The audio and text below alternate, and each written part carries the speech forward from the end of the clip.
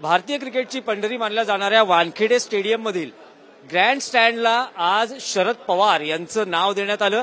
त्याचबरोबर आणखी काही स्टँड्सना अजित वाडेकर, रोहित शर्मा तसंच स्वर्गीय अमोल काळे यांच्या स्मरणार्थही नामकरण झालेली आहेत। या ठरावाचे आज एमसीएची वार्षिक सर्वसाधारण सभा पार पडली आणि त्यात हे ठराव मांडण्यात आले। या ठरावाचे सूचक, अनुमोदक आणि एमसीएचे अध्यक्ष असे तिन्ही पदाधिकारी आपल्या बरोबर आहेत। मिलिंद नार्वेकर यांनी खरं तर हा ठराव मांडला, तर आपण त्यांची पहिली प्रतिक्रिया घेणार आहोत। आज नामकरणाचे ग्रँडस्टँडला नामकरण केलेलं आहे, शरद पवार यांचं नाव देण्यात आलेलं आहे। तुम्ही ठराव मांडलेत, काय तुमची प्रतिक्रिया आहे? काय नेमका ठराव?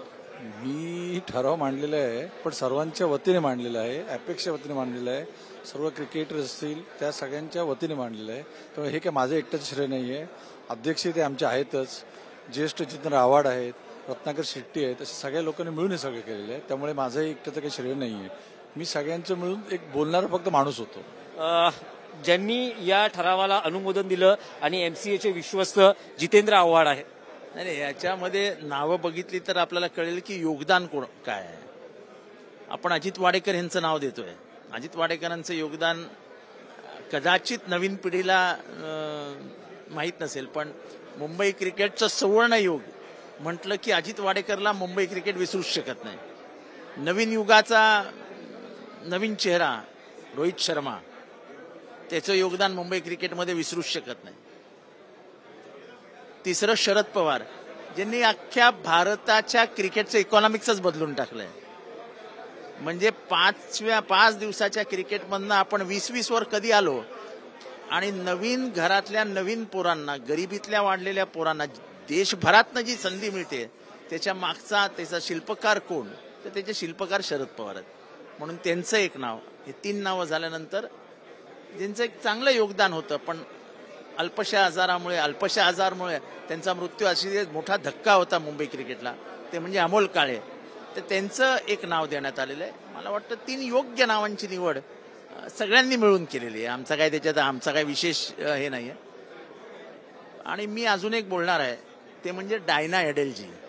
डायना एडेलजी हे फार नाव, तसं आमच्यासारख्या क्रिकेट वेड्या माणसांना डायना एडेलजी कोण हे काही फार समजून सांगावं लागत नाही, पण ज्यांनी मुंबई क्रिकेट नाही, भारताच्या क्रिकेटमध्ये पहिल्यांदा महिलांची ओळख करून दिली। आता मिताली राज वगैरे आहे, ठीक आहे, पण डायना एडेलजी म्हणजे जेव्हा मुंबई महिलांचं क्रिकेट माहीत नव्हतं, तेव्हा डायना एडेलजीला भारत ओळखत होता। तर तिचा एका ब्रिजला नाव प्रपोज केलंय, त्या ब्रिजला आता मान्यता मिळेल। डायना एडेलजी एक स्त्री म्हणून नाही, पण एक क्रिकेटर म्हणून तिची जी जगभरात ओळख आहे, तिला मान्यता मिळेल। आपल्याबरोबर मुंबई क्रिकेट संघटनेचे अध्यक्ष अजिंक्य नाईक आहेत, त्यांच्याशी बातचीत करणार। अजिंक्य, तुमच्या या अध्यक्षपदाच्या कार्यकाळात अनेक महत्वाचे निर्णय होत आहेत, मुंबईचा संघही खूप नावारूपाला आलेला आहे आणि अनेक टप्पे तुम्ही या काळात, म्हणजे अगदी वानखेडे स्टेडियमचा सुवर्ण महोत्सवही अगदी दिमागदार पद्धतीने पार पडला। आज आणखी एक महत्वाचा निर्णय, शरद पवार, अजित वाडेकर, रोहित शर्मा, स्वर्गीय अमोल काळे यांचं स्टँडला नाव देण्यात आलेलं आहे। कसा काय हा निर्णय घेण्यात आला? काय यामागचं तुमचं हा निर्णय घेण्यामागचं कारण काय? बघा, मी किंवा अपेक्स काउन्सिल मेंबर्स जे आमचे आहेत, ह्यांचा जो काही विचार असतो, जे काही डिसिजन्स असतात, हे क्रिकेटच्या अराउंड असतात। ज्यांनी क्रिकेटसाठी, मुंबई क्रिकेटसाठी कॉन्ट्रीब्यूट केलं, आम्ही सगळ्यांनी एक मताने त्या निर्णयावर त्यांना सपोर्ट केला।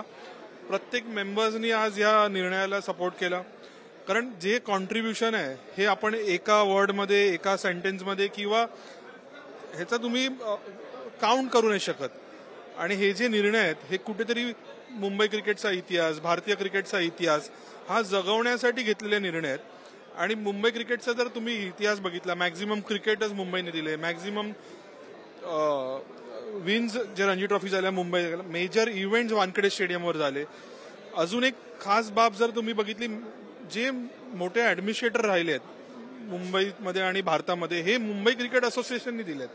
तर हे सगळं एकंदरीत बघता आमचे अपेक्स काउन्सिल मेंबर्स, आमचे क्लब सेक्रेटरीज, मैदान, ऑफिस, स्कूल सगळ्यांनी एक मताने हा सगळा आज ठराव पास केलाय।